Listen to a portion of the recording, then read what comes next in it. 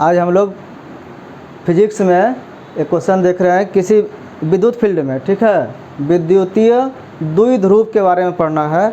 उसमें क्षेत्र और विभव जो है, क्षेत्र मतलब इलेक्ट्रिक क्षेत्र, विद्युतीय क्षेत्र, और विभव हो गया विद्युत विभव यानी इलेक्ट्रिक पोटेंशियल, इसके बीच में क्या संबंध है उसको निकालना है। यही क्वेश्चन है। इसके लिए हम लोग एक फिगर को ड्रॉ करेंगे। क्या फिगर होगा? तो विद्युतीय ध्रुव जो होगा, डायपोल मोमेंट जो होता है वो क्या कैसे निकलता है? वो दो चार्ज के बीच में निकलता है। तो हम सबसे पहले दो गो चार्ज को मानते हैं। दो चार्ज कैसा होता है? वो समान अमाउंट में होता है। उसका जो चार्ज का क्वांटिटी होता है, इंटेंसिटी होता है, वो समान होता है, समान वैल्यू का होता है। तो मान लो कि एक जगह माने प्लस क्यू तो दूसरे जगह मानेंगे माइनस क्यू। क्यू का वैल्यू बराबर होगा, बस चार्ज अपोजिट होगा, एक में होगा पॉजिटिव, एक में होगा नेगेटिव, एक धनात्मक एक ऋणात्मक, यही है। तो इसके बीच की जो दूरी है उसको दो पार्ट में बांट करके लिखते हैं। तो वो दूरी जो है ए और ए बीच से बांट करके दो भाग में करके मान लिए। तो दो चार्ज जो ए बिंदु पर प्लस क्यू है और बी बिंदु पर माइनस क्यू है, इसके बीच की दूरी कितना हुई? 2a। इसको लैंग्वेज में लिखेंगे भी। और इससे इसके बीच से गुजरती हुई एक रेखा निकालेंगे जिस जगह पर हमको उसका परिणामी विभव निकालना है। इस चार्ज का और इस चार्ज का एक नए बिंदु पर क्या प्रभाव पड़ेगा उसका हमको विभव निकालना है। हमको P बिंदु पर निकालना है कि विभव कितना होगा। विभव किसका? तो इस Q के द्वारा और इस Q के द्वारा दोनों का चार्ज जो है यहाँ पर क्या प्रभाव डालेगा P बिंदु पर, उसी को कैलकुलेट करना है। हम P बिंदु से इसके मध्य से होते हुए एक रेखा को खींचे। तो ये इस तरह से फिगर बना, ए बी और ये P है। अब P से हम एक लाइन खींचे P से, तो वो जो है, और यहाँ से एक हम लोग लंब खींचे। इसमें कहीं समकोण नहीं बन रहा था, तो समकोण बनाने का प्रयास किया जाता है कैलकुलेशन के लिए। तो B से C बिंदु पर जो P रेखा पर है वो एक लंब खींचा गया। इस लंब से यहाँ पर जो है BCP एक समकोण बना। और ये जो बिंदु है P, वो इस लाइन से, जो डायपोल का जो लाइन है, यहाँ O बिंदु से वो R दूरी पर है। ये मान लिए कि ये यहाँ से यहाँ कितना दूरी पर है? R दूरी पर। इसके बीच से प्रभाव निकालते हैं। और तो ये P से लेकर के O तक का दूरी R हो गया और B से C पर हम लंब खींचे। एक फिगर तरफ से हुआ।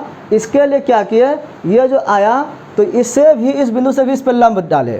इसी रेखा पर लंब डालना है, एक कॉमन रेखा होनी चाहिए, तभी कैलकुलेशन होगा। तो इस पर जब लंब डालेंगे तो D बिंदु पर लंब डाले तो ये भी एक समकोण त्रिभुज बन गया, ये भी एक समकोण त्रिभुज बन गया। और ये कटने के कारण यहाँ पर थीटा हो रहा है। ये फिगर से स्पष्ट है कि इस समकोण त्रिभुज बना तो ये भी समकोण त्रिभुज होगा, ठीक है। और समकोण त्रिभुज होगा तो एक ये 90 डिग्री का ये भी होगा और एक थीटा बनेगा।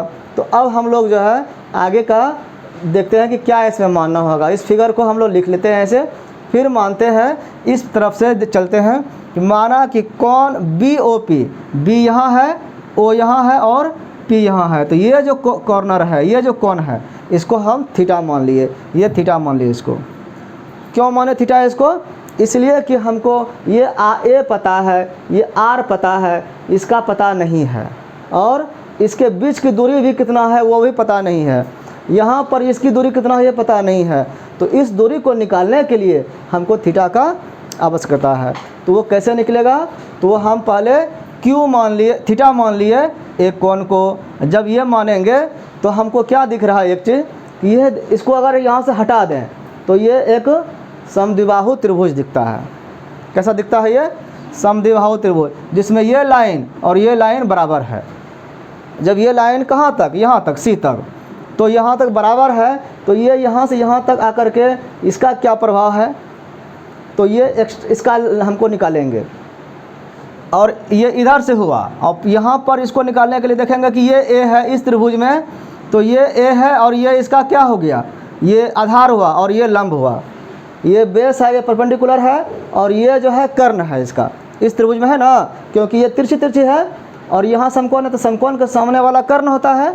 तो ये हमको पता है। तो ये कितना भुजा होगा आधार, तो इसको निकालने के लिए ये कॉस से निकलता है और जो लंब निकलता है वो साइन से निकलता है कर्ण के। तो इसको हम लोग निकालेंगे। तो इसमें देखते हैं हम लोग क्या देखेंगे कि Q बिंदु जो है माइनस क्यू चार्ज जो है B बिंदु पर, तो इस त्रिभुज में जो यहाँ से यहाँ हम लोग ड्रा हुआ है, तो इसमें BP बराबर ये जो BP की लंबाई है वो कितना होगा, तो BP जो बराबर होगा वो CP होगा। यहाँ CP ये इतने दूर तक में हो जाएगा, ये जो है ये बराबर होगा, तो BP बराबर CP और CP जो है इसमें OC माइनस करते हैं, ठीक है, तब ना BC बनेगा। हमको BP निकालना है और ये जो R है टोटल बड़ा सा, इसमें से इतना सा हटाएंगे तब ना इतना निकलेगा। हमको इस पूरा का लंबाई हम माने R, तो इसकी लंबाई कितना होगा, तो ये इस इतना में पूरे में इतना को हटा देंगे तब हमको इसका लंबाई निकलेगा। तो हम ये जो BP बराबर ये CP है, तो CP को हम लोग दूसरे ढंग से भी लिख सकते हैं।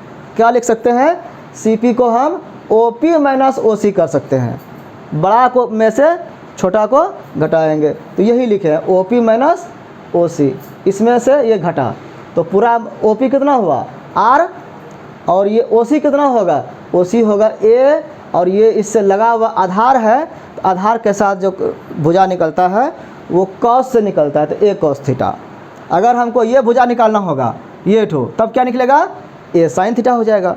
क्यों होगा, क्योंकि ये थीटा के सामने वाला भुजा है और थीटा के साथ वाला जो भुजा होता है वो कॉस से निकलता है। तो ये हो गया R minus A cos theta.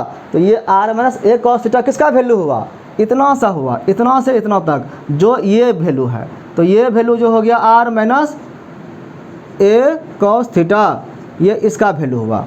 तो हमको ये लंबाई निकल गया कि B से P की दूरी कितनी है, मतलब माइनस Q चार्ज जो P पर लगाएगा वो कितना दूरी पर है, ये निकल गया।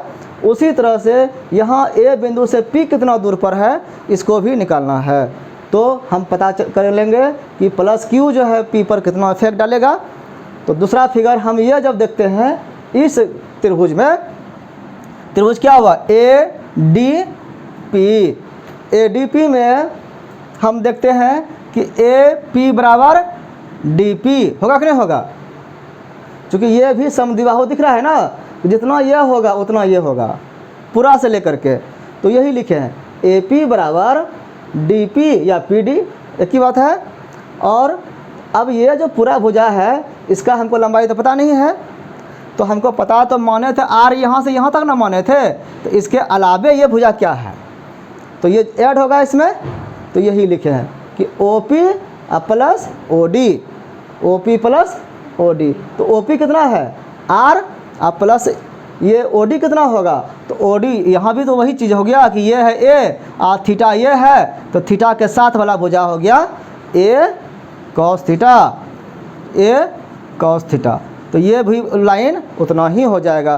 तो यहाँ पर क्या होगा R plus A cos theta, ये इसका लाइन हो गया। अब ये जब इतना लंबा है R plus A cos theta, तो ये जितना बड़ा है यही इतना लाइन ना होगा, तो इसका वैल्यू कितना हुआ R plus A cos theta, ये हो गया AP का वैल्यू।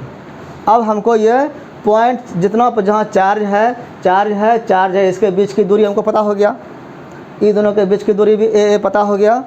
अब आगे कैलकुलेशन होता है कि माइनस Q चार्ज, अब इधर से हम लें या इधर से लें, तो माइनस Q चार्ज जो है वो P पर कितना इलेक्ट्रिक पोटेंशियल डाल रहा है, तो यही निकालेंगे। माइनस Q आवेश के कारण P बिंदु पर इलेक्ट्रिक पोटेंशियल कितना है, तो उसको मान लेते हैं V1।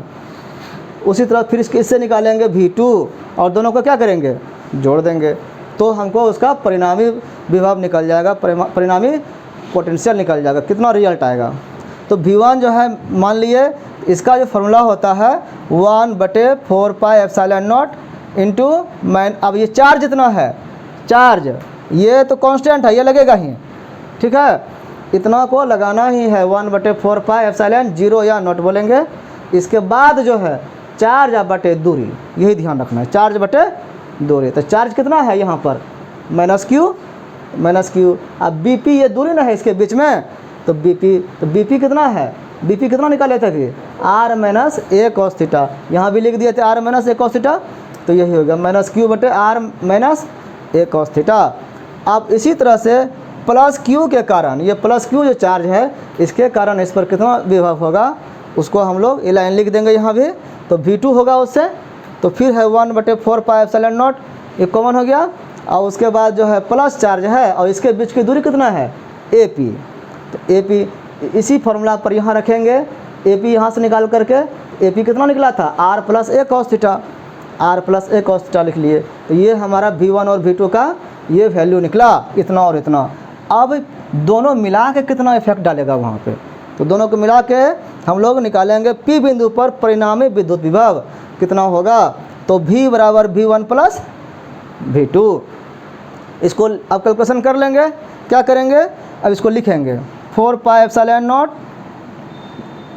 माइनस क्यू बटे R माइनस ए कॉस थीटा, और उसके बाद फिर प्लस करेंगे 1/4 पाई एप्सिलॉन नॉट क्यू बटे R प्लस ए कॉस थीटा। अब देखो ये दोनों में कुछ कॉमन है। सबसे पहले तो ये दोनों में Q है कॉमन, है ना, तो Q निकाल लिए ऊपर में, ठीक है, और नीचे है 4 पाई एप्सिलॉन नॉट। अब देखो यहाँ पर जो चले तो चूँकि ये माइनस है ये प्लस है तो प्लस वाला पहले ले लेंगे सुविधा होगा। तो पहले इधर वाला लिख लेते हैं 1/R प्लस ए कॉस थीटा, और उसके बाद ये माइनस है चिन्ह तो माइनस वाला 1/R ए कॉस थीटा। अब ये हो गया ब्रैकेट बंद, इतना हमने बाहर निकाल लिया है। अब जब इसको कैलकुलेशन करेंगे तो क्या होगा आगे देखते हैं। Q/4 पाई एप्सिलॉन नॉट बराबर, अब देखो इसको जब मल्टीप्लाई करेंगे तो एलसीएम लेंगे, ये दोनों का क्या होता है A प्लस बी और A माइनस बी, क्या फार्मूला होता है इसका फार्मूला होता है A plus B A minus B.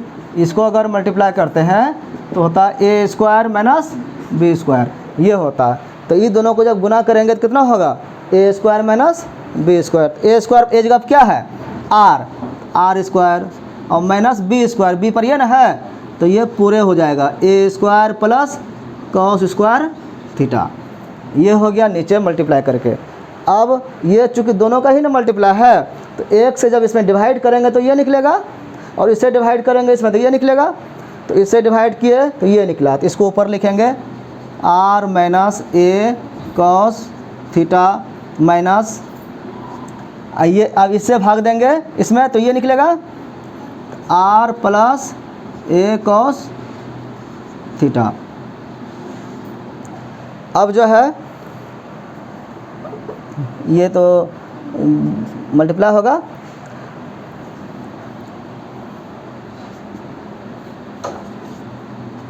Q/4 pi epsilon not. अब यहाँ जो है ये A जो है A स्क्वायर कॉस थीटा जो निकालना है, हम लोग देख रहे हैं कि A स्क्वायर कॉस थीटा ये बनाना है छोटा वाला, तो इसको जो है वैल्यू इसका नगण्य माना जाता है, ठीक है, बहुत ही छोटा होता है, तो इसको इसीलिए छोड़ दिया जाता है। तो यहाँ पर लिखेंगे इसको छोड़ करके, और ये जो होगा ब्रैकेट जब तोड़ेंगे तो अगले स्टेप में क्या होगा चिन्ह बदल जाएगा, यहीं बदल देते हैं। तो ये क्या होगा प्लस माइनस माइनस, और ये क्या हो जाएगा माइनस प्लस माइनस। इस तरह से हम लोग देखते हैं कि इसको चिन्ह को बदलते हैं। तो यहाँ पर R कट जाएगा,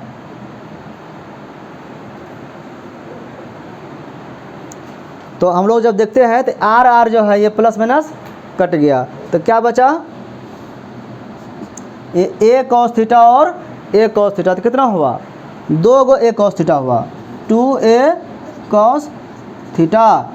ये माइनस चिन्ह है तो माइनस में रख सकते हैं, लेकिन चूंकि यहाँ पर उसका कोई वैल्यू माइनस प्लस में चार्ज में नहीं देखा जाता, या रख लेते हैं अभी।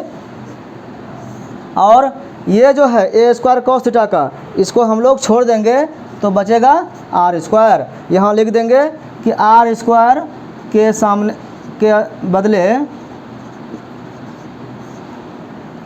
ए स्क्वायर कॉस थीटा बहुत छोटा है या नगण्य है,